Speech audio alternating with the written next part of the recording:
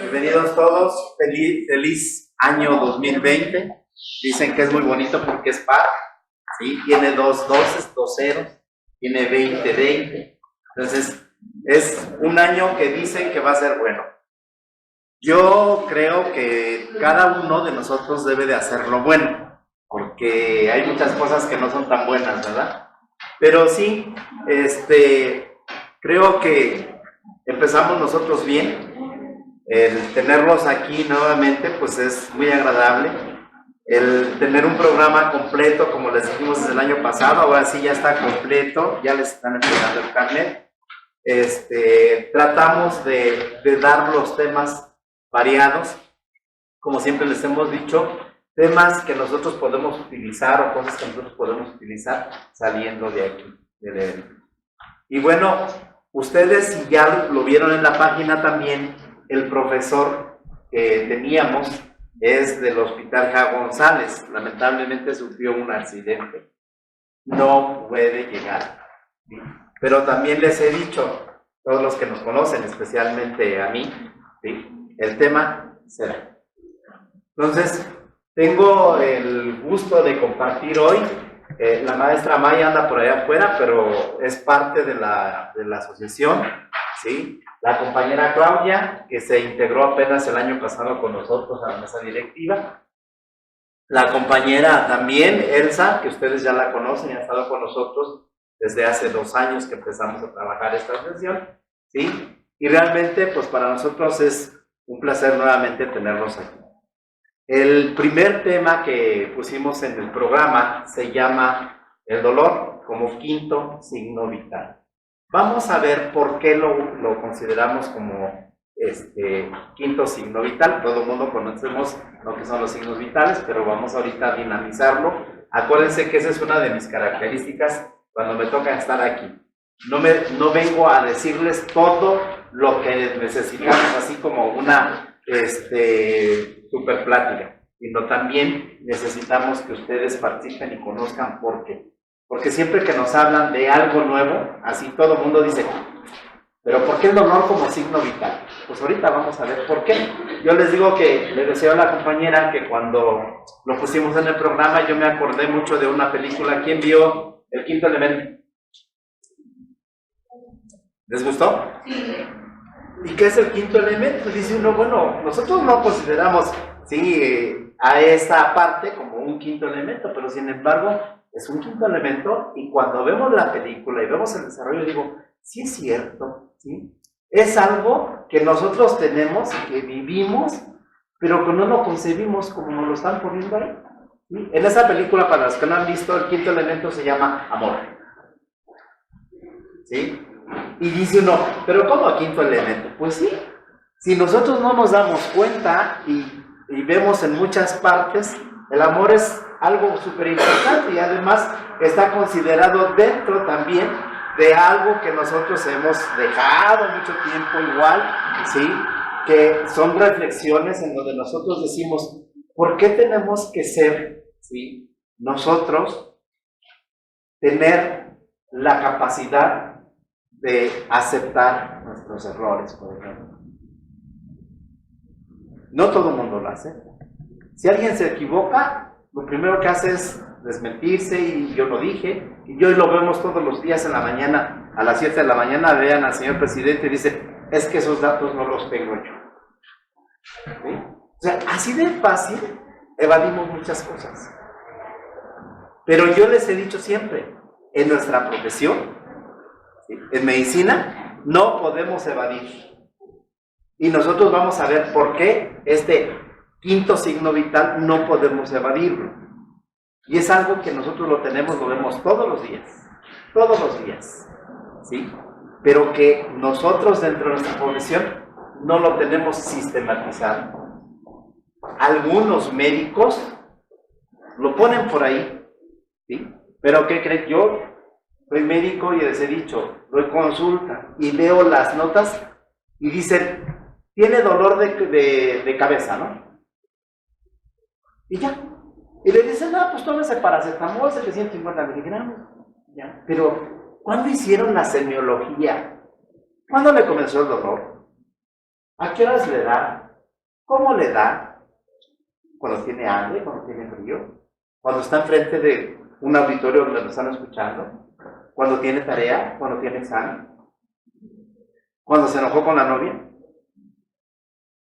Todo mundo vemos dolor. Otra cosa que nosotros vemos con mucha frecuencia, ¿no? Cefalea migrañosa. ¿Cuántos tipos de migraña hay? ¿Sí? Pero vemos las notas, eso. Migraña. Pero nunca la estudiamos. Y a la migraña hay que clasificarla muy bien.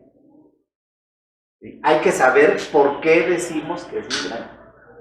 Entonces, de eso se trata y de eso vamos a hablar hoy, ¿sí? Que les digo, a mí me recordó mucho la película esa del quinto elemento y dije, bueno, pues el quinto signo vital. Y para esto, bueno, nuestra invitada pues es la compañera, ¿sí? Ella es enfermera, ¿sí? Del Hospital G.A. González y nos va a hacer favor de compartir. Yo voy a complementar porque hay cosas que se manejan en enfermería y en medicina no. Acuérdense que médicos y enfermeras no somos la mano derecha ni la mano izquierda, por favor. Somos profesionistas ambos al parejo, porque así nos pone hoy la ley, ¿sí? Pero que además, ¿sí? Yo siempre he dicho que si trabajamos de la mano, mejor haremos las cosas, ¿sí? Yo lo vivo, muchas compañeras enfermeras, muchos compañeros enfermeros, lo primero que hacen es poner una barrera. Y eso no se debe de hacer, ¿sí? Nosotros tenemos que trabajar de la mano. Somos profesionistas, ¿sí? Y como les decía, no podemos evadir responsabilidades. Nosotros atendemos, ¿sí? A seres humanos. Los arquitectos, los ingenieros, si se cae el edificio, se cayó. Pero ¿cómo les queda la conciencia cuando se les muere un paciente en consulta? Y si es un familiar, ¿cómo? Entonces, siempre les voy a decir lo mismo. Recuerden que cuando están frente a un paciente puede ser su mamá, su papá, tu hermano, tu hermana, tu hijo, tu novio, tu esposo, tu amante, quien quiera. ¿Y cómo lo van a tratar? ¿Con la punta del pie? ¡Ay, fúchila! ¿Viene de la calle? No. Entonces, bueno, vamos a recibir a nuestra compañera Claudia para que inicie la charla.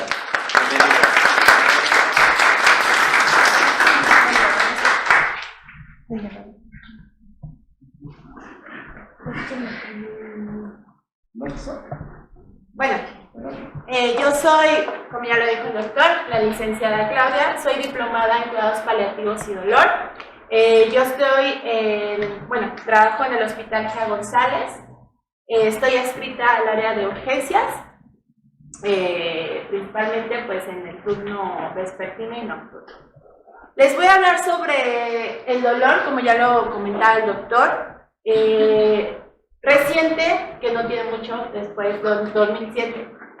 Salieron varios artículos diciendo que el dolor se consideraba como el quinto signo vital. ¿Por qué creen que se le considera el quinto signo vital al dolor? ¿Alguien que tenga una idea, que pueda decirme algo? ¿Por qué creen que el dolor? ¿No? ¿Será porque lo pueden demostrar en el momento? Se puede demostrar. Ajá, ¿qué más? Una respuesta. Una respuesta al organismo. ¿Alguien más? Puede estar prendiendo un poquito rojo. Si algo hay en el organismo. ¿Ahí atrás? Dependiendo del lugar donde esté el dolor, uno puede, ya uno decir, se puede tratar de una apéndice, se puede tratar de un dolor de cabeza, uno que esté el dolor, uno ya se da un diagnóstico de qué es lo que más o menos está ocurriendo. ¿Qué es lo que puede estar pasando? ¿Sí? Porque tiene una escala, hay un nivel. Porque hay escala que lo valoran, ¿sale? Ok. Bueno, entonces, para considerarlo como un signo vital, ¿qué es un signo vital? Según la definición, los signos vitales son parámetros clínicos que reflejan el estado fisiológico del organismo humano y esencialmente proporcionan los datos que son cifras. Tenemos que tener escala para poder valorar, que nos darán la pauta para evaluar el estado homeostático del paciente, indicando su estado de salud presente, así como los cambios o su evolución, ya sea positiva o negativa. Nos tienen que decir algo, ¿no? Tenemos que medir, tiene que ser medible. Entonces, ¿cuáles son nuestros principales signos vitales? Todo el mundo la mayoría son médicos y enfermeros, me imagino, ¿no?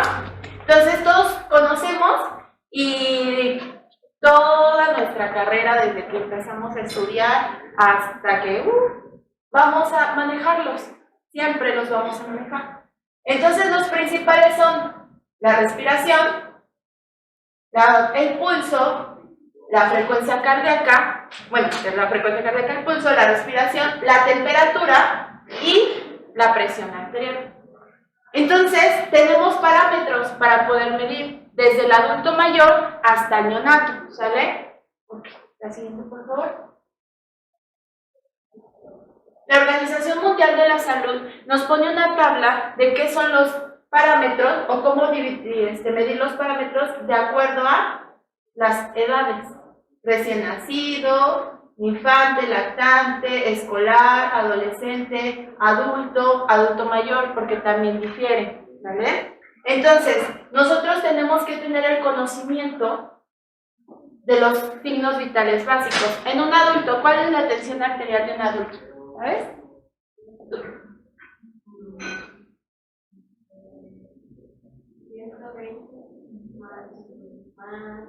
Menos 120, 80, ¿no? Más 10, más menos. Eso es en adultos. Pero en los recién nacidos, ¿cómo se mide la tensión arterial?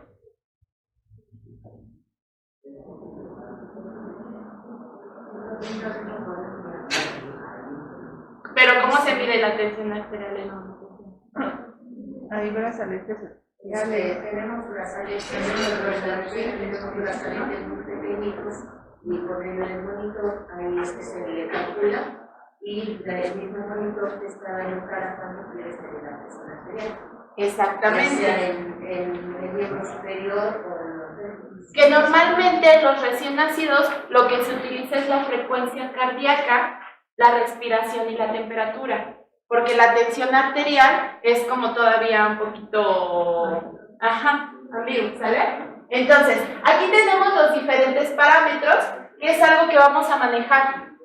Médicos, enfermeras, vamos a manejar siempre los parámetros de los signos vitales. La siguiente, por favor. Entonces, aquí vemos que puede diferir de adultos mayores, jóvenes, adulto joven, niños, escolares. Epidemiológicamente hablando, les comento que de acuerdo a un estudio epidemiológico realizado en México, el 19% de la población general del país tiene dolor crónico. Imagínense, el 19%. Sobre esto hubo un estudio de Barragán y Berlanga y colaboradores que describen que el 40% de la población de adultos mayores de la nación presentan dolor crónico. ¿Quién de aquí tiene dolor ahorita? ¿En dónde?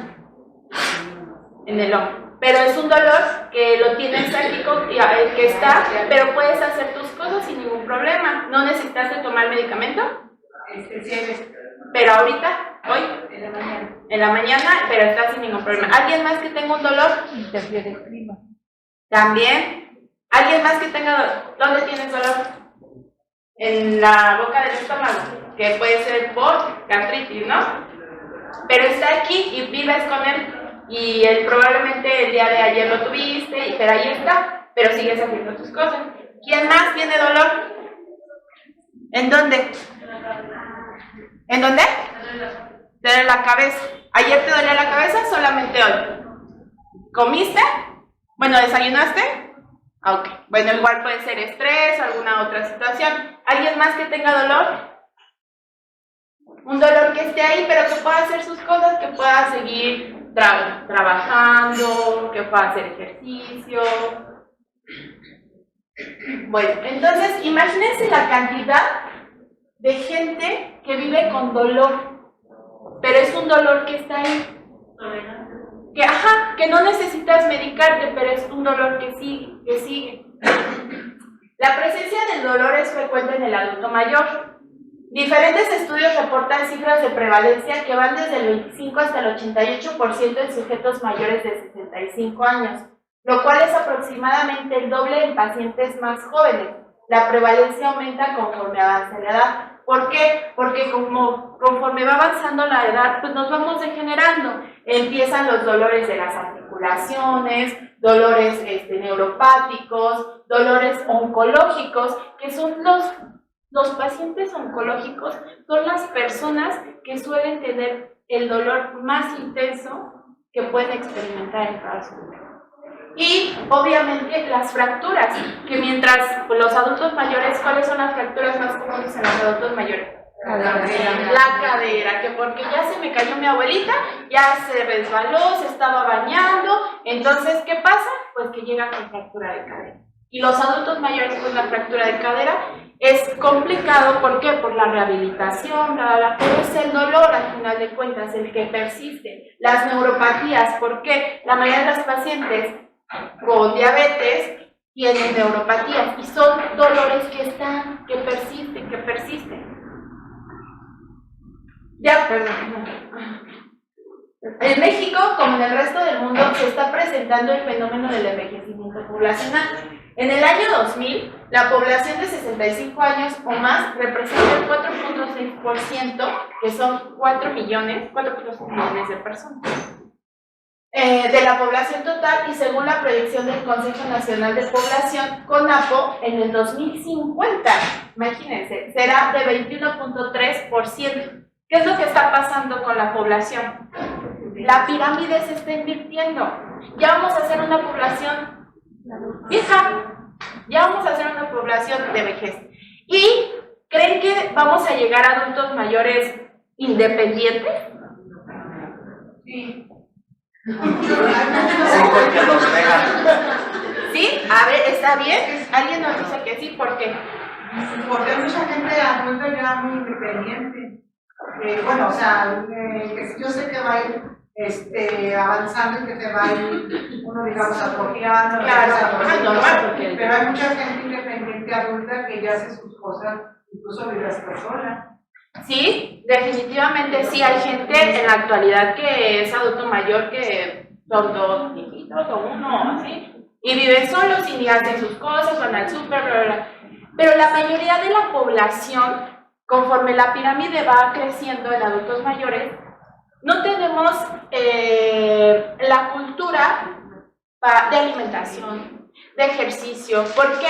Porque la población mexicana especialmente somos un poquito, no todos, hay sus excepciones, pero perezosos, ¿no? ¿Y qué pasa? Que la dieta también en nosotros, pues es que la garnachita y todo, pero ¿por qué? Por eso un estilo de vida. Entonces, si la pirámide se va a ir invirtiendo y van a aumentar los adultos mayores, ¿qué es lo que vamos a necesitar más? Servicio de salud, ¿no? ¿Por qué? Porque vamos a gastar más en invertir en nuestra salud. Entonces, mientras, como lo dicen los estudios, mientras más, el adulto mayor empieza a tener más problemas de salud y aumentan los dolores crónicos. ¿Por qué? Porque ya me tomé la pastillita para el dolor de cabeza, porque ya me tomé la pastillita para la articulación, porque ya me tomé la pastillita para la cadera. Entonces es ahí donde empieza, ¿sale? ¿Pero qué es el dolor? Según la Asociación Internacional por el Estudio del Dolor, que es la IAS, es la que se encarga de valorar esta parte, dice que es la experiencia sensorial y emocional que no produce placer y que se encuentra asociado a un daño de los tejidos tisulares. Este daño puede ser real, potencial o descrito en términos de dicho daño. O sea, sé que si algo te está afectando, ese algo te va a dar la pauta de que hay dolor. Si yo te hago así, sientes igual un poquito de dolor. ¿Y qué es lo que pasa? El cerebro, ¿por qué? Porque estamos llenos de receptores en todo el organismo. Entonces, si yo me quemo, ¿qué es lo primero que voy a hacer? ¿Vale? Quito la mano. ¿Por qué? Porque mi organismo está lleno de receptores, pero ya me está diciendo que es un dolor que no es agradable. No solamente dolores físicos. Es una parte muy importante. Cuando yo estaba estudiando paliativos, veamos mucho la parte del dolor en los pacientes. Pero muchos de los pacientes dicen, es que me duele la cadera, es que me duele, es que esto y todo. Opioides, manejabas analgésicos, los estabas vigilando, valorando y todo, y decían, no, es que me duele, es que me duele. Los dolores a veces no solamente son físicos. ¿Cómo más puedes tener un dolor? Emocional. Y los dolores emocionales son los dolores más fuertes que podemos tener. ¿Por qué? Porque a veces no son medidos, ¿no? Yo te puedo decir, es que me duele el corazón. Bueno, pero ¿qué te pasa? ¿No? Estamos hablando de que te estás infartando. Ah, bueno, ya, ¿no? Pero, o sea, pues sí, te estás infartando, no, pues sí, mejor vamos al hospital, ¿no? Pero no, me dejaron. Ayer terminé conmigo. ¿Qué te doy? Amor. Amor. ¿De dónde consigo amor? No voy a conseguir amor en otro lado. Pues es que dicen que para sacar un clavito hay que meterlo.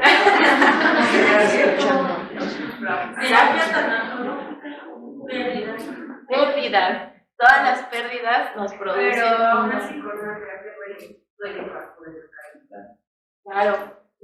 Entonces, el dolor es lo que nos comenta también allá, que no nada más es un dolor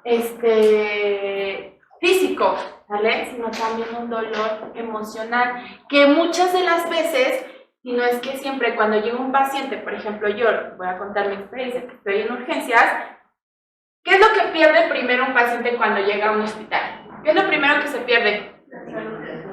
La dignidad. ¿Quién dijo la dignidad? Levante la mano. La dignidad, exacto. ¿Por qué? Sí, a mí en el segundo infarto me metieron así al hospital y ¿qué creen? En la camilla, todas las enfermeras viéndome, yo les digo, oigan, no están así, por una.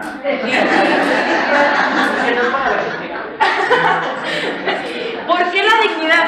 Por eso. Eso es lo que a lo mejor no medimos, quitamos, no nos importa. A veces, estando tanto tiempo en el hospital, te vuelves, yo le comentaba al doctor, tóxico. ¿Por qué? Porque por muy sensible que seamos, o por muy que sí nos importe el paciente, a veces se nos olvida por la carga de trabajo, porque tengo 20 pacientes, porque 12 son pacientes con que están intoxicados por alcohol, bla, bla, bla, y todo, y pues se quieren quitar todo, entonces te desesperas, ¿no? Pero sí, lo primero que pierde un paciente cuando entra en un hospital es la dignidad, porque es el que llega así, se pone la batita, por favor, se quita toda la ropa, sin calzones, sin nada, ya, se sientan así, y ya. O sea, a veces ni siquiera, que es algo que yo les digo a mis alumnas, o sea, siempre que tengan un paciente por su nombre. ¿Por qué? Porque simplemente les traen un hospital. El hecho de hacer el incómodo, o sea, enfrente de que ni siquiera hay cortinas para que porque el área de urgencias, pues no, o sea, ya, ¿qué pasa, no? Les ponemos el cómodo y así de, no, es que me da pena. De que hacer no se puede parar, ¿no? Entonces, tratar como de por lo menos en lo que esté en nuestras manos, que la sabanita, porque a veces mis sabanitas tenemos. ¿Por qué? Porque, bueno, yo que estoy en un hospital de gobierno, pues es más complicado todavía, que ya nos quedamos sin material, que ya llegó diciembre y que ya no hay nada, no hay guantes, no hay esto, no hay el otro, no hay gasas, bla, bla, bla. Entonces, imagínense, y todavía aún así, tratar al paciente mal, y todavía con su dolor. Ok, entonces, ¿queda claro que esta parte? Luego dice, cuando el dolor no sobrepasa un temporal de 6 semanas o 3 meses y es producido por un daño tisular real o potencial identificable, se considera como dolor agudo. Este tipo de dolor puede autolimitarse en forma espontánea o desaparecer cuando se resuelve la enfermedad o lesión que lo desencadena inicialmente. De igual forma, puede acompañarse de cambios autonómicos como taquicardia, taquipnea, diaforesis, hipertensión, otros, y puede acompañarse de cambios psicoafectivos y o conductuales. No, regresa. Entonces, la definición de la IAS nos dice que el dolor agudo es menor de 3 meses o 6 semanas. Pasando esta temporalidad, ya hablamos de un dolor ¿qué? Crónico. Entonces, para identificar más o menos qué es un dolor agudo, cuando llegas al hospital por una apéndice, llegas, te duele, te operan, estás posoperado, si todo sale bien, te vas a casa, bla, bla, bla, te administra analgésicos por 5 días, antibióticos si fue necesario, si no, no. Y el dolor, ¿qué pasa? Desaparece, ¿no? Entonces, a eso se le puede decir que es un dolor agudo. Algo que es intermitente, pasa por un momento, pero posterior es una cefalea, un dolor de cabeza, igual, de la misma forma. Entonces, con el dolor, pero probando una migraña, ¿no? Te administran medicamentos, pasa menos de 6 semanas, ya no pasó nada, quedó como dolor agudo, ¿ok? Pero sin embargo, un paciente con una enfermedad oncológica de más de 6 semanas, de más de 3 meses, se vuelve dolor crónico. ¿Y el dolor crónico qué te provoca? No estar a gusto. Coraje, molestia, no puedes, incapacidad para poder hacer tus cosas, para poder trabajar, para poder bañarte, para poder prepararte de comer, depresión. La mayoría de los pacientes que tienen un muy mal manejo del dolor, porque me ha tocado en el área de paliativos, que te dicen, es que ya me quiero morir, ya no aguanto el dolor, ya, por favor, ya, mátenme. Así te lo dicen.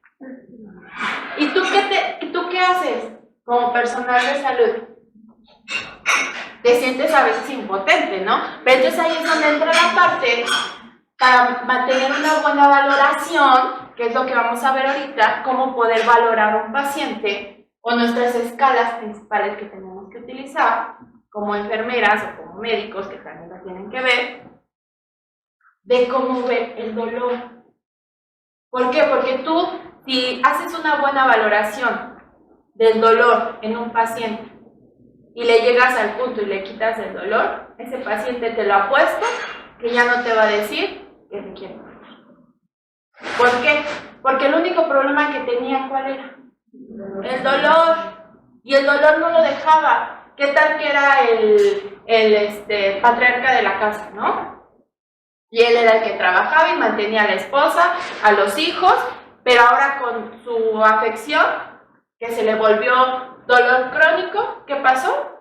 Ya no puede hacer las cosas, ya no puede trabajar, ya no puede ser. Y es ahí donde empiezan los problemas. Por eso es la importancia de que tengamos como las herramientas para poder valorar a nuestro paciente del dolor.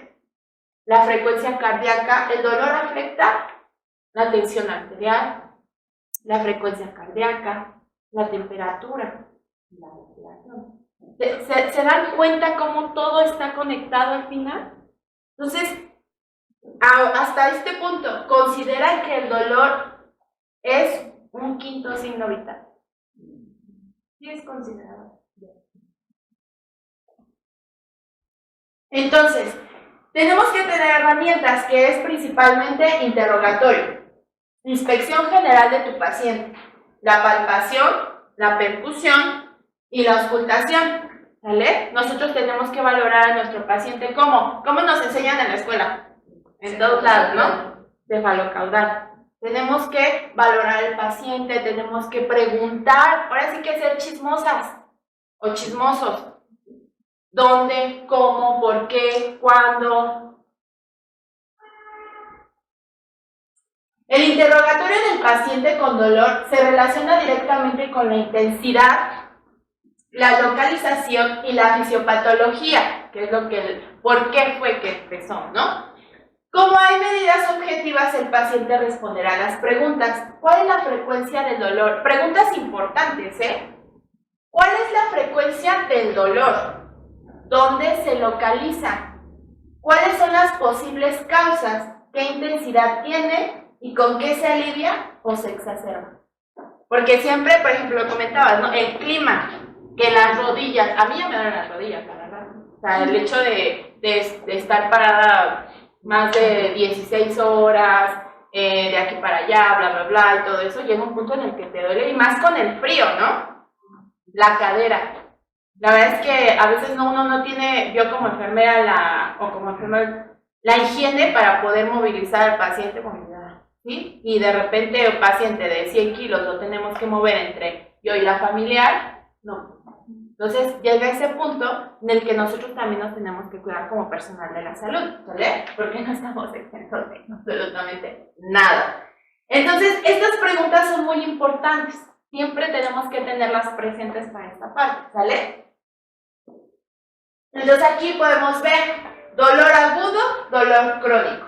Dolor agudo es un dolor transitorio, localizado y es fácil de detectar. Genera ansiedad en el paciente. Cuando el motivo que lo ha producido se soluciona, el dolor desaparecerá, el ejemplo que les ponía. Dolor crónico, dolor permanente o recurrente, afecta la calidad de vida de la persona que lo sufre. Es ahí donde ya vamos, que el dolor va afectando tu movilidad, el que no puedas hacer tus cosas, bla, bla, bla. Ocasiona depresión en el paciente, también te deprimes por la misma situación, que ya no puedes salir, que ya no puedes hacer esto. En ocasiones el problema que lo causó se soluciona, pero el dolor continúa y genera un gran gasto sanitario. ¿Por qué creen que el dolor nos genera un gasto sanitario o que aumente el hecho de las hospitalizaciones o de las consultas médicas? ¿Por qué se imagina? Que estar invirtiendo, porque luego la gente llega con episodios que ya lleva varias semanas de dolor. Ya en el momento preciso es cuando ya llega muy complicado el paciente y es ahí donde está la falla, ¿sale? Entonces, vamos a utilizar diferentes escalas de valoración de intensidad del dolor. Las escalas completas son la escala visual análoga, las escalas empleadas es la escala visual análoga, todo el mundo la conocemos, ¿no? La EVA. La escala numérica análoga, la AENA, y la escala verbal análoga, la EVERA. Son las escalas principales. ¿Alguien me puede pasar y decir cómo es que valora esa escala? ¿Alguien? ¿O yo los escojo? ¿No? ¿Nadie? ¿Nadie se anima? Ay, alguien. A ver, tú, ayúdame. ¿Cuál es tu nombre? Mariana. Venme. ¿Tú qué eres? ¿Enfermera? ¿Eres estudiante de enfermería? Ok. ¿Habías visto ya estas escalas? Ok. ¿Cómo le preguntarías a un paciente con la escala visual análoga si tiene o no tiene dolor? Ella es tu paciente. Hola, muy buenos días. Mi nombre es Mariana. Y hoy la voy a atender. Dígame hoy cómo se siente. Tengo mucho dolor. Del 1 al 10, dígame, el 10 es el dolor más intenso y el 0 es el 8. Es un dolor.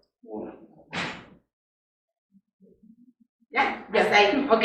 Ella utilizó la escala visual análoga. ¿Qué está bien y qué está mal de lo que ella hizo? ¿Qué le faltó? La visual sería el asunto de los iguales. ¿Qué tanto está sucediendo? No. Ahorita vemos esa parte. Okay. ¿Qué pasa en la escala visual análoga? Nosotros tenemos a nuestro paciente y nosotros tenemos que enseñarle la escala.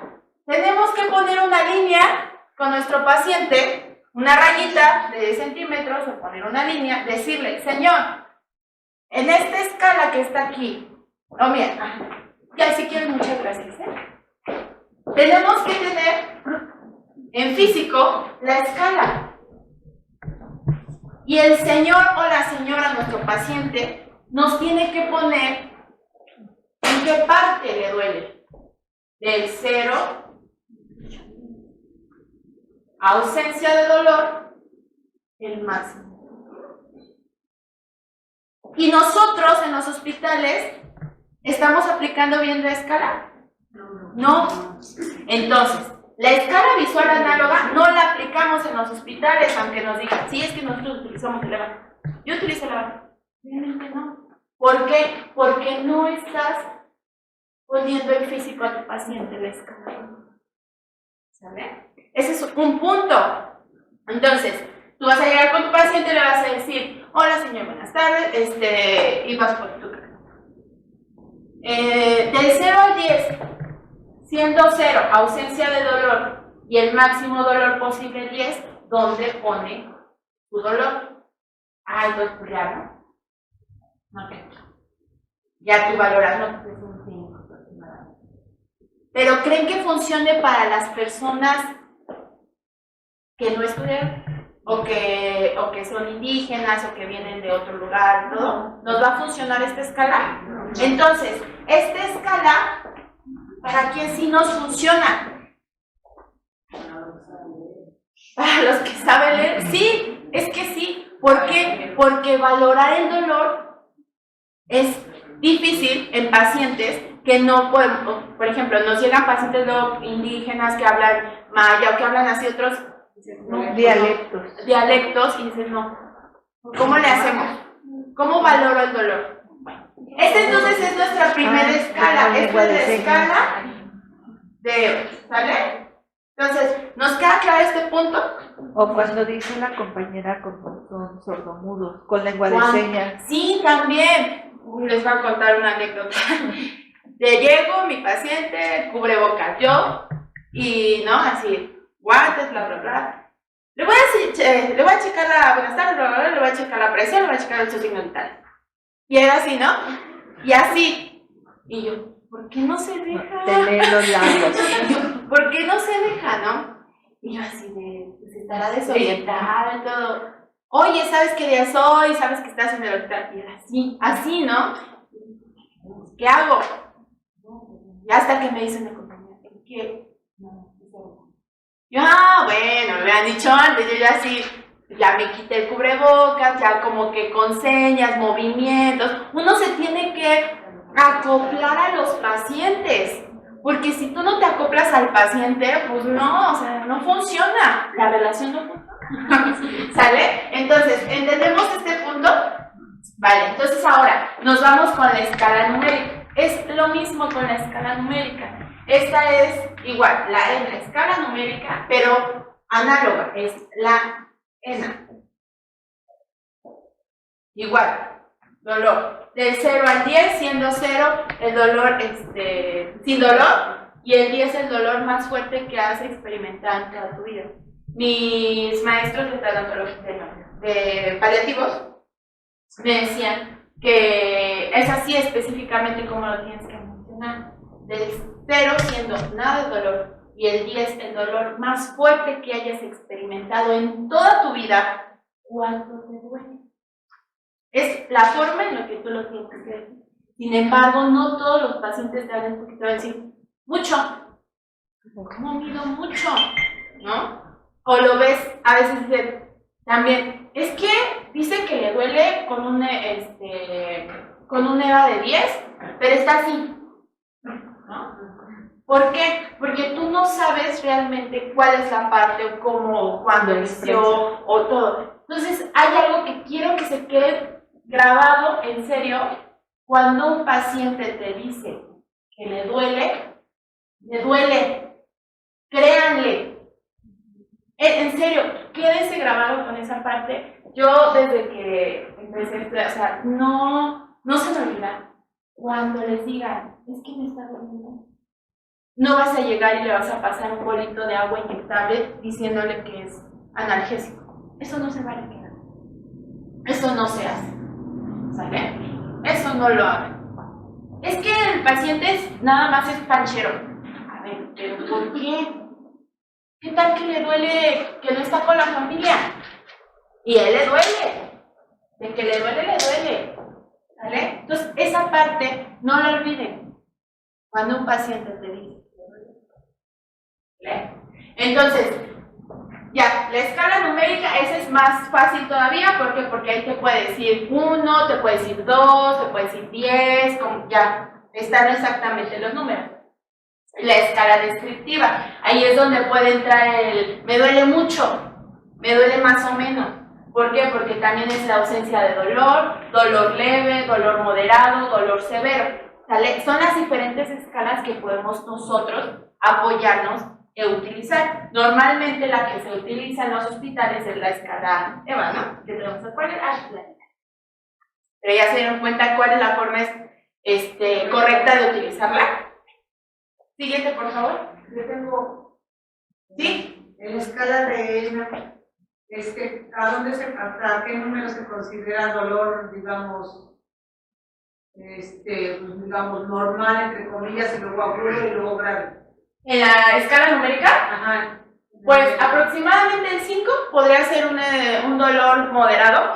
Del 0 al 5. Ah, sí, exacto. Igual, utilizamos como la misma línea, pues. En esta te refieres, ¿no? Sí. Ajá, sí. Podemos decir que un 5 es un dolor moderado, un 10 ya un dolor extremo y ya un 0 la ausencia de dolor. Y ahí es donde vamos intercalando que es 1, 2, ya más o menos, todo eso. 9 y 10 se considera También un dolor, ajá, dolor severo. La siguiente. Entonces, aquí, la CEPAL es una asociación también de cuidados paliativos que obviamente ve mucho lo que es el dolor. Y dice, morir sin dolor, el dolor es el quinto signo vital. Es ahí donde salió, ¿no?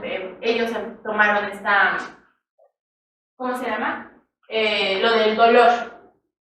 Los paliativos manejan mucho el dolor, pacientes terminales que tienen mucho dolor, ¿sale? Entonces, por eso también la importancia del dolor, ¿ok? Aquí tenemos otra escala. Esta escala de caritas, ¿con quiénes las utilizaría? Con los niños. Con los niños. ¿Y nada más con los niños? Con los adultos mayores que tienen algún delirio, con los que no saben hablar, con los de dialecto. Entonces, esta escala de caritas nos ayuda mucho para este tipo de pacientes.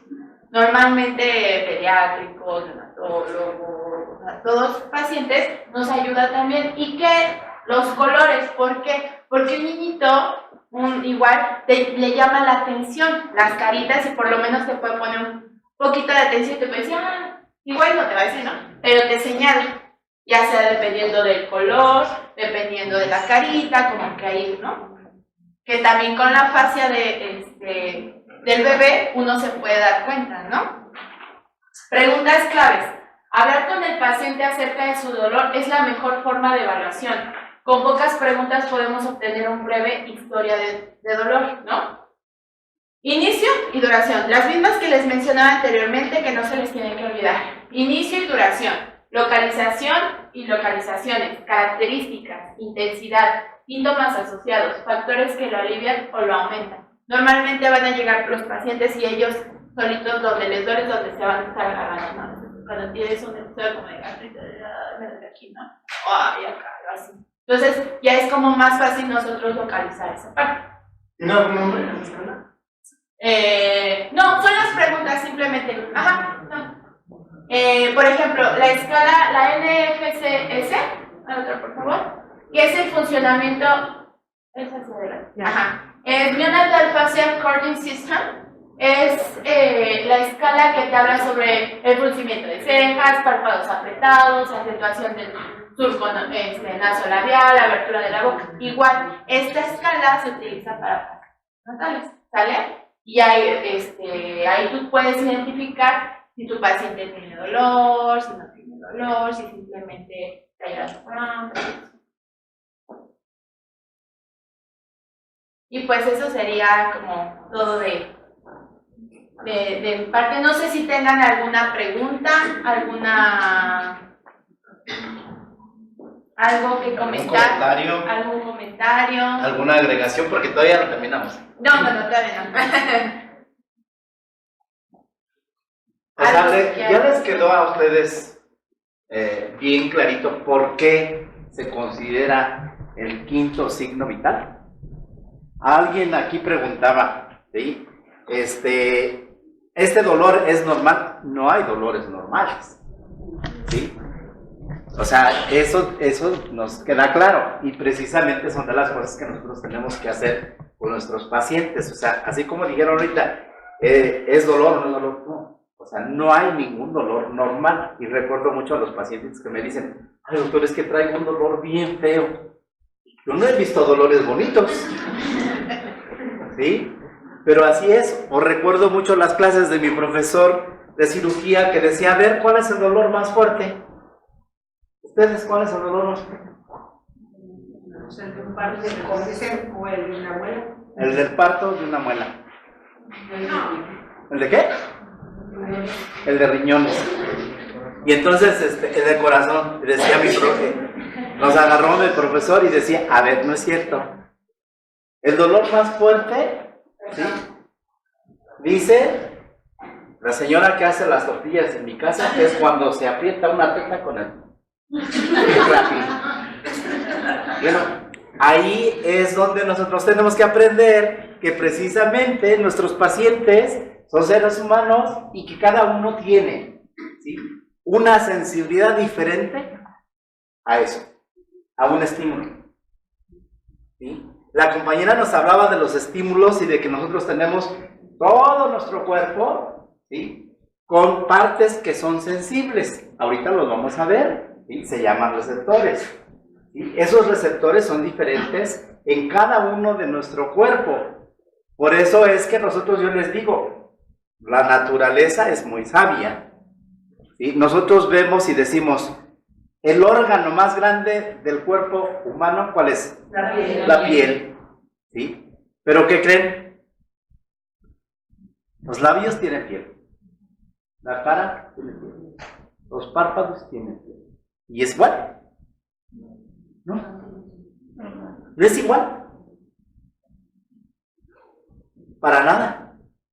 Los pies tienen piel, las manos tienen piel, y no es igual. Las sensibilidades diferentes. Y aún así, ¿sí?, también es diferente en cada uno de nosotros. Yo les pongo un ejemplo de esto. Hay gente que llega con nosotros y nos dice, doctor, es que me siento bien mal, ¿sí? ¿Qué tiene? Pues tengo gripa, tengo tos desde hace como 15 días. Y le tomamos los signos vitales. ¿Cuáles fueron los signos vitales? Los primeros.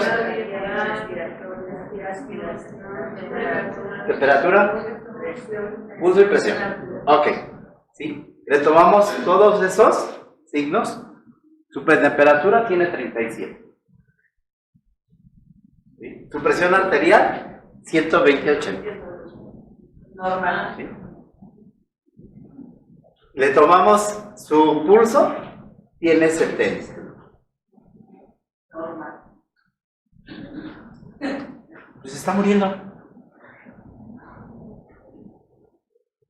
Y hay quienes llegan así y los vemos en la sala de espera y están así, no dicen nada, tiene mucho frío. Pasan a la consulta, le tomamos la temperatura, tiene 39,5. Su presión arterial, 135/90. Su pulso, aumentado ya. ¿Qué tiene? Pues me siento mal. Pero pues ya nada más pasé a consulta porque me tengo que ir a trabajar. ¿Ven? La sensibilidad es diferente en cada uno de nosotros. ¿Nos deja la novia? Se vaya, me busco otra. O sea, la sensibilidad es diferente, ¿sí? ¿Quién nos deja la novia y nos estamos muriendo? ¿Sí? O sea, todo esto, o sea, vean que es muy sencillo, como se nos decía ya al principio, ¿verdad? Pero la percepción, ¿cómo es? ¿Sí? Nosotros vemos también, ustedes vayan al campo, vean a la gente que trabaja en el campo cargando piedras, haciendo mezcla, y cómo traen las manos, callosas, ¿sí? Se abren la mano y ya, me dan otro.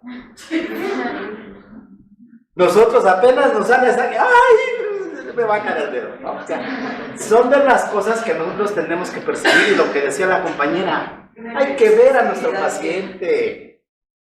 Créanle, si le dice que tiene dolor, créanle, búsquenle, platíquenle, no nada más, ¡ay, no es cierto! Este nomás está haciendo tarugo. Yo cuando estaba haciendo el internado, clásico que decía la compañera, ¿sí? Tiene dolor, ponle una alemana y ahorita se le quita. ¿Sí saben cuál es la alemana? ¿No? Alcohol. Alcohol, entonces, todo eso, así como les digo, tenemos que de veras nosotros, yo es algo que les recalco y bueno, es algo que nosotros hoy vivimos todos los días, la sensibilidad nosotros como profesionistas en el área de la medicina, no sé dónde quedó. ¿Sí? Yo veo todos los días ese tipo de situaciones, ¿sí? Con los pacientes. ¿Sí? Entonces, tenemos que ser muy precavidos. La medicina, insisto, no es algo que nosotros, tomes esto y ya se acabó. Yo veo a los compañeros, es que fíjese doctor que tengo dolor de cabeza desde hace un mes, ya me tomé esto, ya me tomé aquello, ya me mandaron allá, ya me mandaron acá. Ok, ¿y qué le hicieron? Pues me mandaron a hacer una tomografía. Oiga, ¿y desde cuándo le empezó realmente el dolor? ¿Cómo le comenzó? ¿Con qué le aumenta? Cosas que ya nos puso la compañera. ¿Cuándo le disminuye? Eso son preguntas claves y nosotros en medicina las llamamos semiología del dolor. Y estas son, como decía uno de mis profesores, son puntos claves para nosotros determinar realmente las características del dolor y decir, sí, le mando morfina, le mando un opioide, lo que quiera, pero necesito quitarle el dolor. A lo mejor nada más con paracetamol se le quita, ¿sí? Pero nosotros tenemos que aprender a diferenciar con qué le vamos a quitar el dolor. Hay muchos de clásico en medicina que yo veo a los compañeros igual. Utilizamos para el dolor, ¿qué? Paracetamol, ácido salicílico, diclofenac, naproxen, ¿sí? Son de los clásicos. ¿Sí? Y les mandamos 250 de naproxeno, les mandamos 100 de diclofenaco, ¿sí? Cada 8 horas. Así mandamos los tratamientos. Pero realmente el manejo de estos medicamentos es diferente. Por eso dicen, para bajar la temperatura puedes utilizar 250 miligramos, pero como antiinflamatorio y como analgésico, no. Es diferente la dosis. Lo mismo que el paracetamol, lo mismo que el ácido acetilsalicílico. ¿Sí? ¿Ustedes conocen hoy el ácido acetilsalicílico? ¿Es analgésico? Sí. ¿Es antitérmico? Sí. ¿Es anticoagulante? Sí. Sí. Ven que son de las cosas que nosotros tenemos que tener aquí. Sí. ¿Y por qué lo usamos? ¿Y para qué lo usamos? Es lo mismo, pero son diferentes dosis. Si yo le mando el paracetamol nada más y le mando la dosis adecuada, pero como antitérmico, pues no le va a funcionar como analgésico. O lo clásico, como los antibióticos. Tómese una, ¿qué les mando? Amoxicilina. Tómese una cápsula de 500 miligramos cada 24 horas. ¿Y por aquí? Vida media, pues no es esa. Entonces, por eso es muy importante lo que yo estaba insistiendo y sigo insistiendo, ¿sí? Todo esto que nosotros vemos, ¿sí? El dolor, ¿por qué tenemos que estandarizarlo como signo vital? El dolor, no hay dolor normal. ¿Sí? Y decían, y ya les he dicho, mi profesor decía, nosotros tenemos que ser muy observadores. Llega nuestro paciente así, hola, buenos días, doctor. ¿Qué le pasa? Ay, es que traigo un dolor. Y así, ¿no? El paciente llega, hola, buenos días, doctor. Es que fíjese que traigo dolor muy fuerte del estómago. Vean la actitud del paciente, ¿sí? Cómo llegó, y ustedes tienen que ser muy observadores. Les duele la cadera o la cintura, y no pueden. Eso es muy importante para nosotros. Ya nos estaba diciendo lo de las escalas, y vemos ese tipo de cosas que nosotros tenemos muy simples. No tenemos que buscarle gran cosa. Pero si no lo hacemos todos los días con todos nuestros pacientes, pues estamos mal. Porque es importante que lo consideremos un quinto elemento, un quinto signo. ¿Sí? Son cosas que nosotros tenemos que medir. ¿Sí? Están estandarizadas, 4, ustedes las conocen. Y nosotros ahorita, un ejercicio que vamos a hacer al final, es precisamente que nosotros hagamos una escala, porque nosotros podemos hacer una escala, cada uno individual, para conocer el dolor de nuestro paciente. Ya nos muestran unas.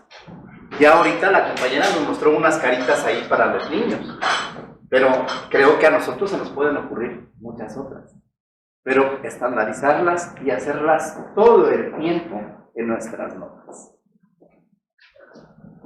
Algo que nosotros hemos dejado de hacer en medicina, especialmente los médicos, son las notas. Ya no hacemos las notas clínicas como deberíamos de hacerlas. Ahora es peor, les digo, cada quien dice, esa no es mi función. Esa es la función del médico. Ustedes enfermeros, los médicos, esa es la función del enfermero. ¿Y por qué? Nosotros somos mesa directiva, y ¿en qué hemos quedado? No estoy yo, pero estás tú. Y tenemos que conocer el funcionamiento de la asociación. Es que no estás tú, pues no vino el profesor, pues quién sabe, pues ya, no sabemos. ¿No? Aquí no podemos hacer eso. No es tal que le corresponde, pero yo sé esto, esto y esto. Y ustedes, enfermeras, acuérdense, ahora ya está reglamentado muchas cosas. Bueno, para decirles una nueva noticia, ¿sí? Todas las que quieran participar ahora como directoras de un hospital, directoras de un instituto, ya lo van a poder hacer, enfermeras. Ya está escrito en la ley. ¿Y por qué? Aguas los hombres que estamos aquí. Todos nos están quitando las mujeres. Como debe ser. Todo. Pero yo les invito a que no se dejen. Mejor tómenlas de la mano. Tómenlas de la mano y sean aliados. Perdón, doctor, trabajar juntos. Es que, perdón por interrumpirlo, Claro. cuando yo entré en institución, éramos un equipo. Estaba yo en urgencias, fue mi primer servicio, un médico, así tomando presión, valorando la presión, que es la palabra correcta, tomándoles los para el laboratorio. Éramos un equipo, pero no sé en qué momento, qué fue lo que pasó, y como usted dice, ustedes los ustedes y nosotros enfermeras, lo que debemos de hacer, y no se vale, porque somos un equipo.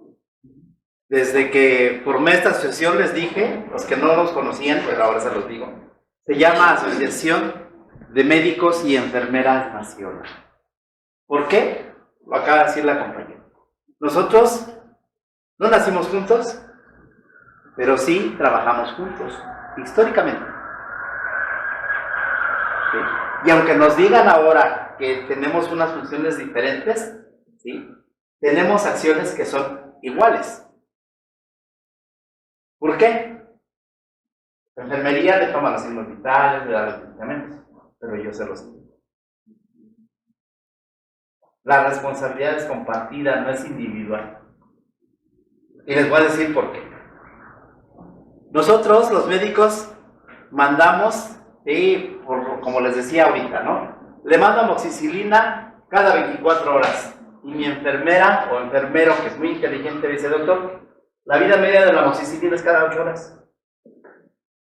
Así tienes razón. Pero es que nada más se la mando por aquello. Así no se mandan los antibióticos. Pero ¿qué pasa? Nos ponemos a la defensiva. Pues es la responsabilidad del doctor. Ah, no. El doctor le indicó, pero tú la aplicaste. ¿Sí? Así es. Entonces es una responsabilidad compartida. Tenemos que entenderlo. Y por eso se llama Asociación de Médicos y Enfermeras. Es un binomio. Y yo les digo algo. Es un binomio que muy difícil vamos a poder separar. A ver, perdón, yo creo que como lo comentaba, ¿no? En cuanto a al tema, es un equipo, es un trabajo de un equipo multidisciplinario, porque cuando comentábamos, ¿no? Les comentaba que cuando llega un paciente a urgencias, donde triage, donde llega primer contacto triage, después de ahí ya lo canalizan, lo ven, ¿no? Llega a urgencias, contacto. ¿Quién es la primera que lo ve? La enfermera, ¿no?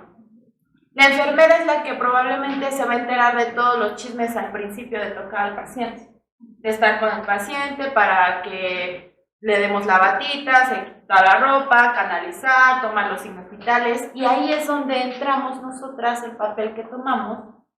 Y nosotras le vamos y le chismoseamos o le comentamos al médico. Oiga, doc, es que fíjese que a su paciente así.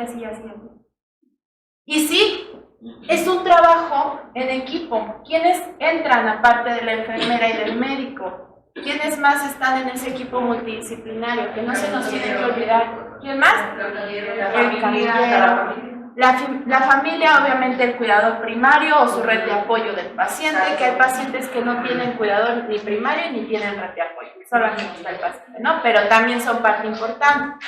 Pero tu equipo multidisciplinario siempre va a ser la enfermera, médico, psicólogo, si hay psicólogo, trabajo social, que toma un punto muy importante que luego dicen que tenemos pleito casado, enfermería con trabajo social, que porque son bien malos y que no sé qué, pero no. Realmente trabajo social son los que nos apoyan mucho a nosotros como personal de la salud. ¿Por qué? Pues porque son los que nosotros... ¿Quién más? Nutrición, porque nutrición son los encargados de... Entonces, de todo esto, de un simple hecho de que tu paciente llegue a una evaluación, le tomaron los signos, todo esto surge toda la parte multidisciplinaria del personal de salud, ¿no? Toda la red. Lo comentan, esta parte es primordial, creo yo, que es algo que no se nos tiene que olvidar. Todas las herramientas que en la actualidad tenemos ya de escalas, de cuestionarios, porque no nada más tenemos escalas para valorar dolores así, sino ya más específicos, que tu paciente es diabético, que tu paciente le amputaron un miembro pélvico, torácico, etc. Ya es como la valoración más específica. Hay diferentes cuestionarios, sin embargo eso ya va más especializado para cada paciente, dependiendo de su patología o dependiendo por el cual el hecho haya llegado a hospitalización. Pero yo creo que esa parte que comentaban, que no se nos tiene que olvidar, ¿sí? Porque nosotros como personal de enfermería podemos hacer mucho en el momento que está nuestro paciente, que lo tenemos en primera contacto, digamos, ¿no? Y ahí puede mejorar y podemos darnos cuenta de que realmente qué es lo que le está doliendo, ¿no? Que esa parte es la importante, y el tema de hoy, ¿no? Que esta parte, no se nos olvide qué es lo que le duele, y las preguntas, yo creo que es algo muy importante. Otra de las partes es que sí, como les comentaba el doctor, ahorita vamos a hacer cada quien una escala. Hay diferentes escalas, las de carita. ¿Han visto las de frutas? ¿No? Bueno, hay escalas de frutas, hay escalas de platanitos, escalas creo que de changuitos también, todo. O sea, hay infinidad de escalas que ya ahorita podemos utilizar, pero su trabajo va a ser que hagan una escala, tomando en cuenta las preguntas claves. ¿Sale? Entonces, apúntenlo para que sepan y les quede ahí. A ver, me están preguntando que cómo es el umbral del dolor. Nosotros cuando hacemos exploración, la compañera les habló, ¿sí? Y hablamos de palpación. Nosotros en medicina hablamos de palpación superficial, media y profunda, ¿sí? Entonces, les decía, si nosotros hacemos esto y casi no la tocamos, pero ya le llegó mi dedo y dicen, ¡ay, ay, ay, ya me duele! ¿Sí? Ese es el umbral de dolor de cada uno de nosotros. Hay quien dice, el umbral de dolor de ella es me apachurro, y todavía no me duele. ¿Sí? Entonces es como la escala. ¿Sí? Y hay quienes dicen, no, me metiendo, le dejé sumir a la piel y apenas me empezó a doler. ¿Sí? Es umbral, sensibilidad. Doctor Pérez, Sí. de hecho, cuando nosotros como personal de enfermería hace uno su nota, ahí nosotros debemos de poner si a la palpación, qué profundidad el dolor, y qué intensidad tuvo y qué calificación nos dio el paciente. En este caso, si el paciente habla, si no, pues nosotros le damos su valoración y le ponemos ahí qué número le corresponde o qué tipo de carita, como dice la compañera, se le pone ahí en su nota de elección. Sí. Sí, así es, o sea, esto es algo como les digo, o sea, tenemos que estandarizarlo, pero como todavía no, hasta este momento no hay un estándar a nivel mundial que diga, así se clasifica, pues por eso podemos manejarlo nosotros independientemente, pero sí tenemos que consignarlo, es importante que entendamos eso, ¿sí? Es lo mismo de, ¿por qué consignarlo? Miren, las notas clínicas que normalmente en las secciones, sobre todo en el primer nivel, en el segundo nivel, las enfermeras toman signos vitales y ponen ahí, ¿sí? Y llevan su gráfica y todo eso. Eso es algo que está definido que lo hagan las enfermeras, ¿sí? Pero yo no creo que se le caigan las manos al médico que lo haga. ¿O sí? ¿Creen que se le vaya a caer las manos al médico que haga eso? No, ¿verdad? Bueno, entonces hay que estandarizarlo y lo ponen. ¿Sí? Los médicos deben de hacer su nota clínica. ¿Sí? Si ustedes no hacen su gráfica, ¿qué va a pasar? Si no hacen su nota y la anotación de los signos vitales, ¿qué va a pasar? Les van a llamar la atención. Lo mismo al médico. Por eso, insisto, no podemos dejarlo de decir. Eso es consigna. ¿Por qué? Porque ahora nosotros nos supervisan de todo. Los mismos pacientes nos supervisan de todo, nos acusan de todo, ¿sí? Pero por desconocimiento. Nosotros tenemos que aprender a hacerlo como rutina, todo esto. Y lo único que nos defiende hoy en día a médicos y enfermeras es eso, son las notas. Si no tenemos notas, no sirve de nada lo que hagamos. ¿Sí? O hay muchos, yo les digo, yo lo he visto en la institución que he trabajado en diferentes actividades, como epidemiólogo, como coordinador médico, como médico mismo, ¿sí? Y hay quienes ya tienen un machote, ¿sí? Y cuando dicen, ¿y qué es un machote? Es un hombre así fuerte. No, ese no es un machote. Dicen, recorte de uñas, lavado de manos, ¿sí? Cambio de ropa, ¿sí? Todo eso lo ponen, pero nunca se lo dicen al paciente. Entonces, no es eso. Hay que decírselo y hay que anotarlo. Porque otras veces se lo decimos al paciente, pero tampoco lo notamos. Y es igual, no sirve. ¿Sí? Hay una película que también ahorita me hace recordar esto, que se llama Un ciudadano ejemplar. ¿Alguien la vio? No, véanla. Véanla, y esta es una persona que fue acusada, y bueno, más bien, él fue a levantar una demanda, porque es terrible la película, pero es cierta. Mataron a su esposa y a su hija enfrente de él. Las violaron enfrente de él. Y entonces él fue, levantó la demanda, ¿sí? Y dijo, es que yo los vi. Y dice, tu testimonio no sirve. ¿Pero por qué no sirve si él no sirve? Y entonces él se vuelve por eso un ciudadano ejemplar, porque empieza a estudiar todo eso, de las leyes y todo, y entonces se la golpea a los jueces y a los abogados. ¿Sí? Y él hace lo mismo, él mata, ¿sí? Él hace todo, ¿sí? Y le dice, pero es que tú fuiste, compruébamelo, tú lo dices, pero porque tú lo dices, no sirve. ¿Sí? Y es cierto, entonces hay que consignarlo para que sea cierto. Hay que tener, hoy les dicen, hay que poner evidencias, tómale fotos. ¿Sí? Entonces todo esto les digo, por eso es importante, o sea, para nosotros fue muy importante, para mí fue de verdad algo de tomar, quinto signo vital. ¿Ya lo aprendieron? Pónganlo en sus notas. ¿No tiene dolor? ¡Qué padre! No tiene dolor. ¿Sí? Porque resulta que el paciente está internado, ¿sí? Y está con sus carotas, pero nunca le preguntamos si tenía dolor. ¿Ah? Entonces, vamos a pasar al receso entonces y continuamos.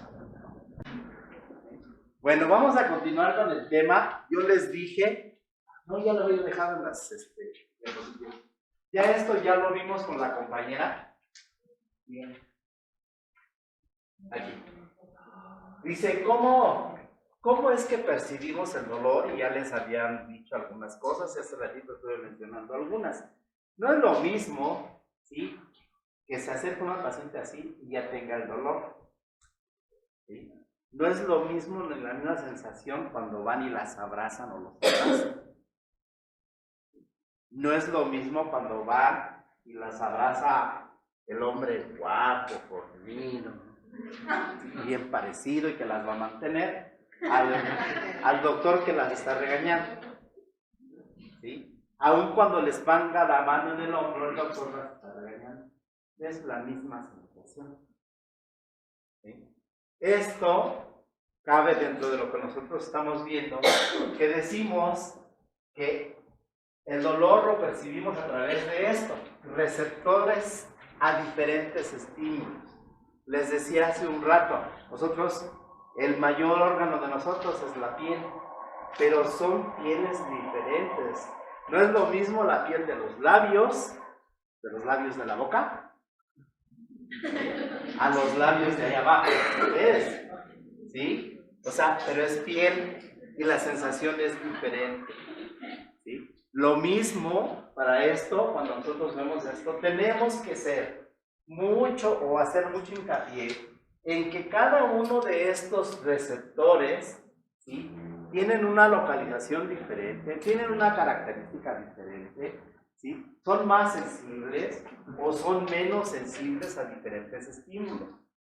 Si nosotros nos quemamos la mano, no es lo mismo, ¿sí?, ni aguantamos la misma temperatura en la mano, en los labios. Pero los receptores, ¿qué creen? Son los mismos. ¿Sí? Tenemos de todos los receptores, tenemos regados por todo nuestro cuerpo. Y son receptores internos y receptores externos. ¿Sí? Lo que percibimos en nuestra piel, ¿sí?, son receptores, lo que percibimos en nuestro intestino son receptores. ¿Sí? Entonces todo esto, esos receptores van a recibir el estímulo, el primordial, y ese va a desencadenar realmente la reacción. ¿Pero cómo? Lo recibimos y ¿qué pasa? Lo mandamos. Lo mandamos al cerebro y es donde se codifica. Esos receptores, ¿sí?, ustedes la mayoría los conocemos como nervios, ¿sí? Pero los nervios tienen esas inervaciones que son muy finitas, muy delgadas, ¿sí?, y que igual para esto dicen que el dolor, ¿sí?, es más percibido, más sensible en las mujeres que en los hombres. Y además también se acompañan con la edad. Entre más viejitos seamos, más sensibles nos volvemos. Aquellos que decíamos que somos independientes, ¿qué creen? Que no. Y definitivamente los hombres somos menos independientes que las mujeres, por costumbre. Pero esa costumbre nos la enseñaron ustedes, las mujeres. ¿Sí? Y yo recuerdo, todavía vive, pero recuerdo las palabras de mi madre. Tú no laves, hijo, que lave tu hermana. Los trastes, que los lave tu hermana. Que te sirva de comer tu hermana. ¿Tú por qué? ¿Y hoy qué sucede?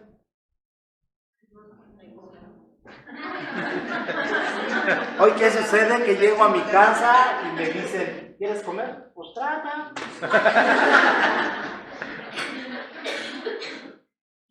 ¿No? ¿Por qué?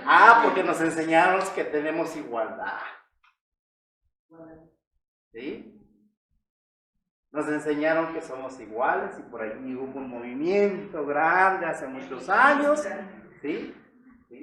Que las mujeres. Y digo, bueno qué bueno que se independizaron, porque ahora trabajan en la casa y trabajan afuera. ¿No? Y trabajan para hombres que son. Y trabajan, lo peor es eso, pero yo no he encontrado una, que trabaje para mantenerme todavía. Pero así sucede. Todo esto, insisto, vean que no es algo que nosotros estemos, decía un compañero ayer, no estamos descubriendo el libro negro, estaba descubierto. ¿Sí? Ahora nada más nos estamos dando cuenta. Entonces, pues esta situación, como dice aquí, se distinguen tres grupos de nociceptores: cutáneos, musculares, articulares y viscerales.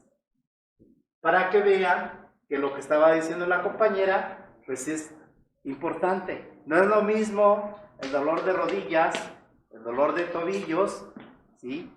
En la compañera que tiene como 20 años, el doctor que tiene como 60 y tantos. No es lo mismo. Y entonces, ahorita yo todavía la puedo ver a ella en la mañana, que sale así, bañadita, y sale corriendo, y nomás se puso un suétercito, ¿no? Ya me tengo que poner como 20 chamarras, y no he encontrado calentadoras. Hay calentadores y eso no me gusta. ¿No? Así dicen las mujeres, yo ya me compré mis calentadores, pero yo no encuentro calentadora. ¿Entiendes? Pues esto son las pequeñas grandes diferencias de esto. ¿Sí? Nosotros no percibimos igual, el frío no lo percibimos igual cuando somos jóvenes. ¿Sí? Sale uno joven y todavía a las 8 de la noche, ¡ay, qué frío! Yo para nada, mira, y esto y aquello, no, yo sí ya tengo. ¿Sí? Ya no hacemos lo que hacíamos cuando éramos jóvenes, que nos íbamos a la pachanga, regresábamos y al otro día nos levantábamos temprano y ya no. ¿Sí? Por eso mismo, todo esto, como dicen, todo tiene un inicio y todo tiene un fin. ¿Sí? Todo por servir se acaba. ¿Sí?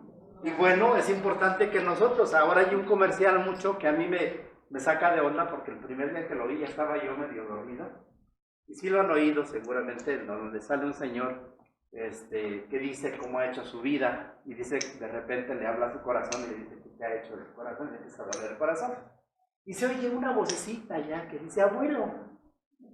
¿Sí? Esa vocecita la identifico de uno de mis nietos y me despertó. Porque yo dije, me estaba gritando mi nieto. ¿Sí? Pero, ¿qué dice ese comercial? Que nosotros nos debemos cuidar desde temprano, desde que somos jóvenes. Hoy en día tenemos campañas y campañas y campañas sobre alimentos. Yo estudié nutrición. Y de verdad que yo les digo, cuando yo estudié nutrición, hicimos muchos estudios para ver cómo era la alimentación en los mexicanos y no sé qué tanto rollo. Pues cuando yo lo hice todavía no existía lo que hoy existe como obesidad, ¿sí? la epidemia del mundo. Al contrario, se llamaba desnutrición en México. Yo tuve la fortuna de hacer hace 36, 37 años un estudio sobre eso, ¿sí? En donde yo tomé 3,000 y tantos expedientes de una institución para revisar lo que hacíamos en la medicina y le tomábamos peso, talla, edad, sexo. Y entonces grafiqué todo eso. Y resultó, en ese estudio que yo hice, que la mayoría, ¿sí?, todos pensábamos en desnutrición, y que creen que no es cierto. Que en ese entonces prácticamente estábamos al parejo en desnutrición y obesidad. Pero que prácticamente no teníamos a la gente, a nadie en su peso. Y las grandes cosas que yo encontré además, es que en aquel entonces, ¿sí?, quienes empezaban a tener más obesidad eran las mujeres, y los hombres no. Y entonces empecé a preguntarle a las mujeres por qué. Y resulta que las mujeres entre los 20 y los 30 años empezaban a acumular peso. ¿Y qué pasaba en aquel entonces? Pues que era el periodo en el que la mayoría se casaba y tenían hijos, ¿sí? Y que le echaban la culpa a que tenían que probar la comida para que estuviera bien, ¿sí? Y entonces eso decían que hacía que producieran sobrepeso.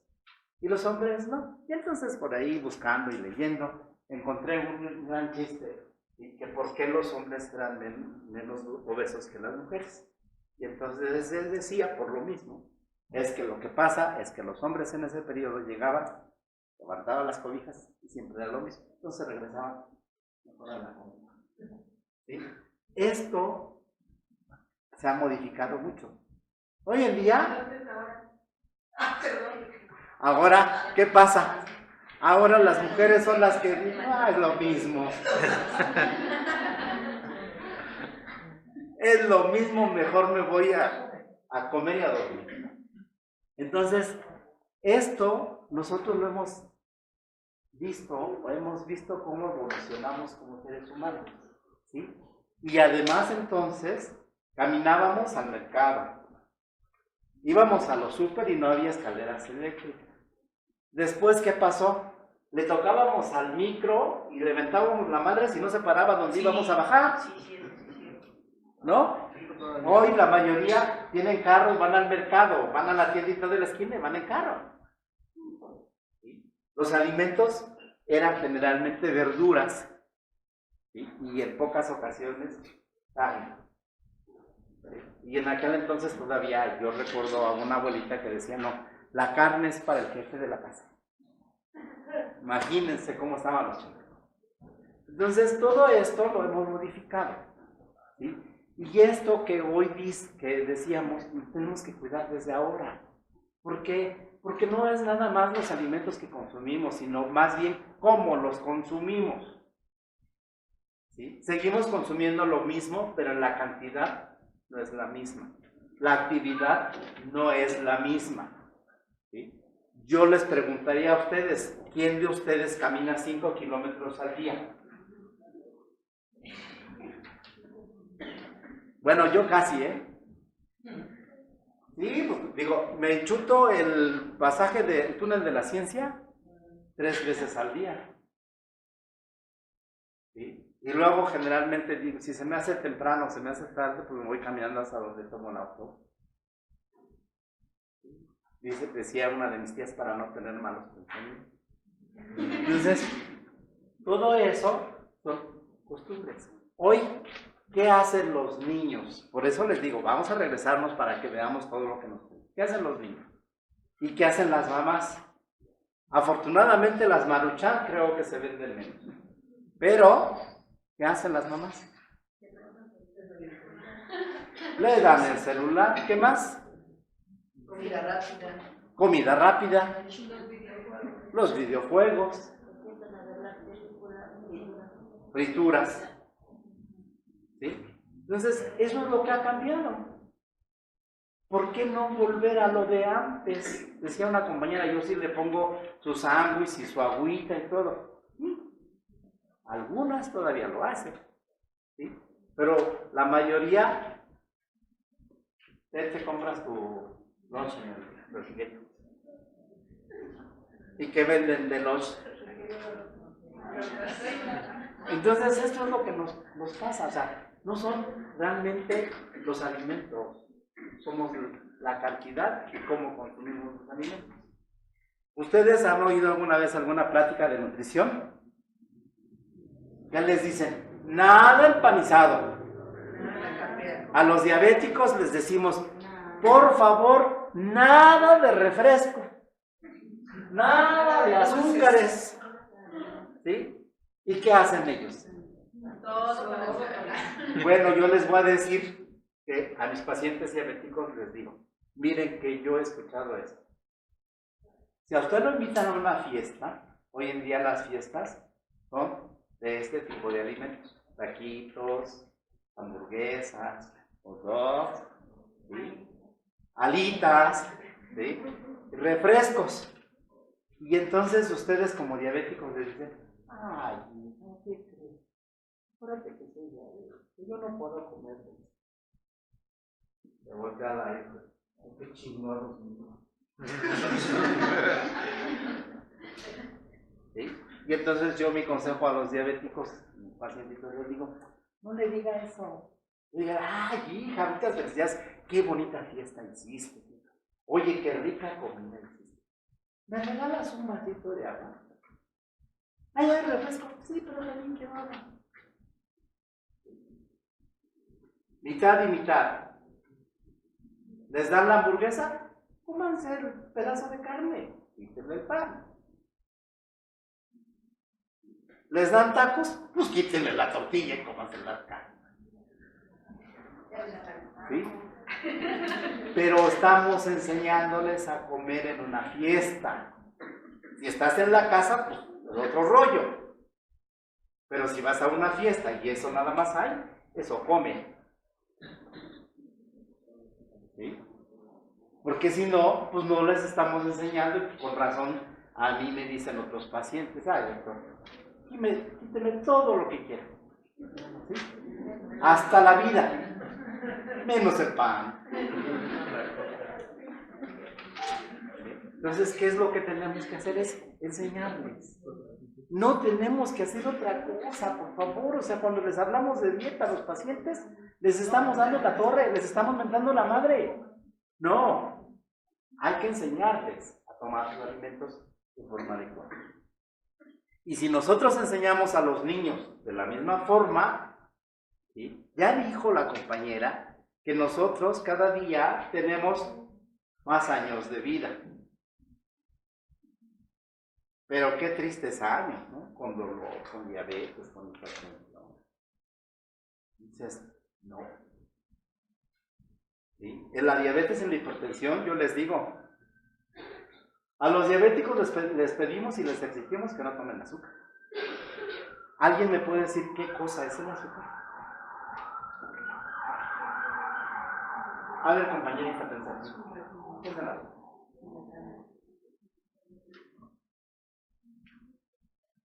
¿Qué cosa es la sal? ¿Qué cosa es el anís? ¿Qué cosas son los clavos? ¿Qué cosas son las pimientas? Condimentos. ¿Y qué es un condimento? Algo que le da sabor a los alimentos. ¿Por qué no le ponemos cominos a todas las comidas? ¿Y por qué sí le ponemos azúcar a todas las bebidas? ¿Por qué sí le ponemos sal a todas las comidas? Eso es una costumbre. ¿Sí? Nos gusta los saladitos. Nos gusta los dulces. ¿Sí? ¿Y ya qué creen? Volvemos a lo mismo. Receptores. ¿Sí? Entonces, ¿qué hay que hacer? Si son condimentos, es igual que los cominos, que el anís. Hay que quitarlos. Pero si yo le digo, ya no tomes, No lo va a entender. Si yo le digo, mira, es un condimento, ponle menos. ¿Cuántas cucharadas de azúcar le pones? 3. ¿Te parece que le pongas 2? Es más sano. Y creo que me va a hacer más caso si le digo que le ponga 2 a que le ponga 0. Lo mismo la sal. ¿Sí? Clásico que yo les digo cuando le dicen las mamás a las niñas, hija, ese no te conviene. Por favor, entiéndeme, ¿qué no ves? ¿Y qué pasa? ¿Qué pasa con las hijas? Más para que se te quite y te duela. Y te lo traigo. Pues así los pacientes, igual. Entonces tenemos que modificar ese tipo de cosas, ¿no? Yo recuerdo mucho a una psicóloga que hablaba, que decían, a ver, doctor, es que mi hijo tiene 14 años, pero la vida de ver. Le digo que se bañe, que se corte el cabello, y no me hace caso. Y de repente viene feliz la mamá. Doctor, ¿qué cree? ¿Qué pasó? Que mi hijo ya se baña y se peina. ¿Y qué pasó? Una amiguita. Y entonces me recuerdan el dicho de mi abuelita, en paz descansa, ella sí. Pueden más 2, ¿sí? O un par de muchas palabras. 2 nachas o un par de nachas, ¿sí? Y sí es cierto, pero ¿cómo lo convenció la amiguita? Gritándole, diciéndole, entonces vamos a contonearnos con nuestros pacientes, ¿sí? Eso es el chiste, pero no es el contoneo, ¿sí? No, es diciéndoles, explicándoles por qué. ¿Por qué tienen que cuidar sus articulaciones? ¿Por qué tienen que cuidar la sensibilidad? Al diabético hay que mandarle lubricación, ustedes lo saben, ya lo vamos a ver dentro de 15 días, ¿sí? Lo principal que le pasa a los diabéticos es que se les reseca la piel por el azúcar alta. ¿Y qué más les pasa a los diabéticos? Pierden la sensibilidad y les salen las úlceras, ¿qué no? ¿Y de qué hablamos? De receptores. ¿Sí? Pero si yo le digo las cosas al diabético de otra forma, no me las venden. Entonces yo, por ejemplo, a mis pacientitas mujeres les digo, ay, qué bonita se vio. Oiga, sí se puso crema en la cara. Pero a ver, enséñame los piecitos. Ay, no me dio tiempo. Aunque sea mantequita, pero un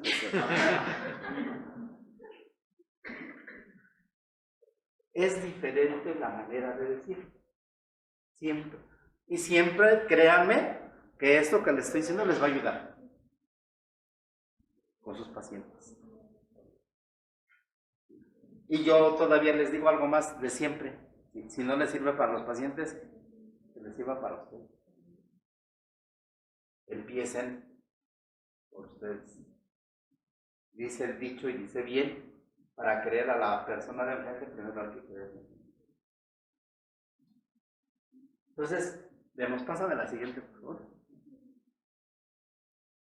Dice aquí, durante su transmisión el estímulo nociceptivo puede ser modulado, ¿sí?, por numerosos mecanismos. Existen un gran número de mediadores químicos, sustancias transmisoras implicadas en el dolor, tanto a nivel periférico, en el lugar de la acción, como en el sistema nervioso. Ustedes han oído esos mediadores, estoy plenamente seguro y convencido, ¿sí? Y por ahí dicen, ¿qué pasa cuando nosotros hacemos coraje? Tenemos una ¿qué? Descarga adrenérgica. ¿Y qué es la adrenalina? ¿Sí? Son mediadores. Y esto es la manera, como dice aquí, ¿sí?, la manera que esas sustancias implicadas van a manifestar el dolor. ¿Sí?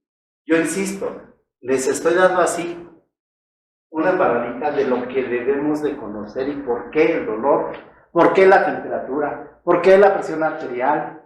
¿Sí? ¿Por qué el pulso? Todo eso ya lo conocemos perfectamente, pero el dolor no lo teníamos clasificado, para muchos desconocido totalmente, como quinto signo vital. Entonces, de ahí que nosotros tengamos que conocer este tipo de cosas, que no hablemos al viento. Ustedes ya saben que existe un quinto signo vital que se llama dolor, y que tiene esas características, que por qué lo percibimos de diferente manera, por qué no lo percibimos igual en la cara que en la pierna, por qué no lo percibimos igual en el abdomen que en la cabeza. ¿Sí? Por esto. Estas sustancias mediadoras, ¿sí?, nos ayudan mucho para esto. De ahí, de lo que hablábamos hace un rato, ¿sí?, de la susceptibilidad o de lo que nosotros llamamos umbral para cada una de las cosas. Hay quienes, ¿sí?, para tener dolor, prácticamente tienen que haberle fracturado la pierna para sentirlo. Hay quienes, igual como les decía, apenas se va a acercar al novio y ya se les hicieron las mariposas en la mano. Son susceptibilidades, son mediadores. Entonces, todo esto es lo que nosotros tenemos que tener concebido para que nosotros conozcamos, y vuelvo a lo mismo, tengamos al dolor como quinto signo vital. Pero ya vemos por qué y en qué están implicadas las cosas. Vean, el daño tisular libera sustancias químicas con capacidad halogénica, ¿sí?, en el entorno inmediato de las terminaciones periféricas de los nociceptores que ya les dije, y ahí están dos iones que son muy importantes. Todos los conocemos porque estos actúan en todas las reacciones de nuestro organismo, en el corazón, en el intestino, en la piel, ¿sí?, y es el hidrógeno y el potasio. Allá habrán oído ustedes en la enfermería, sobre todo, que siempre les digan, pónganle una carga de potasio. Entonces, son estas las cosas que nosotros tenemos que tener. Neurotransmisores que ya les dije, la noradrenalina, la adrenalina, la serotonina, ¿sí?, la bradicinina, y esos péptidos que también conocemos, el que nosotros conocemos más y manejamos más en diferentes patologías, es el neuropéptido C. Para que ustedes lo conozcan, porque los van a oír en muchas de las patologías. En diabetes vamos a manejar ese neuropéptido C. Entonces, esto es importante que nosotros lo conozcamos, insisto, y es abuelo de pájaro, porque no vamos a entrar, ¿sí?, en todo lo que es la fisiopatología de esto, o la fisiología de esto. La que sigue. Los agentes vasculares, factores neurogénicos, vemos ahí la histamina, ¿sí?, vemos ahí la somatostatina, ¿sí?, en lesiones titulares, estímulos mecánicos, térmicos, ¿sí?, la bradicinina, la noradrenalina, la serotonina, que les dije, las prostaglandinas. Por ejemplo, una de las prostaglandinas que más se manifiestan y que todo el mundo, especialmente las mujeres, ¿sí?, cuando tienen el dolor o el cólico menstrual, ahí hay una prostaglandina muy específica, que es la prostaglandina E, que es la causante de eso. Y hay un inhibidor también, ¿sí?, que manejamos mucho en medicina para el dolor o el cólico menstrual.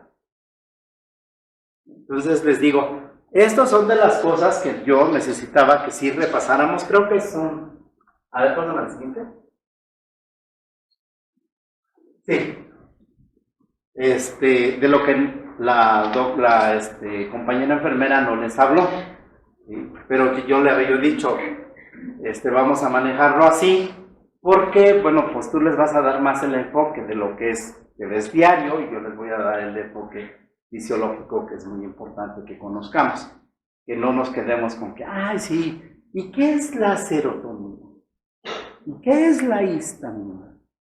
Pues quién sabe, ¿no? Pero a lo mejor a ustedes les dan ganas y van y lo leen, pero yo ya les dije que son neurotransmisores, ¿sí?, que son mediadores químicos que actúan en el organismo para tener las diferentes susceptibilidades y actuar en los diferentes receptores. ¿Dudas, comentarios?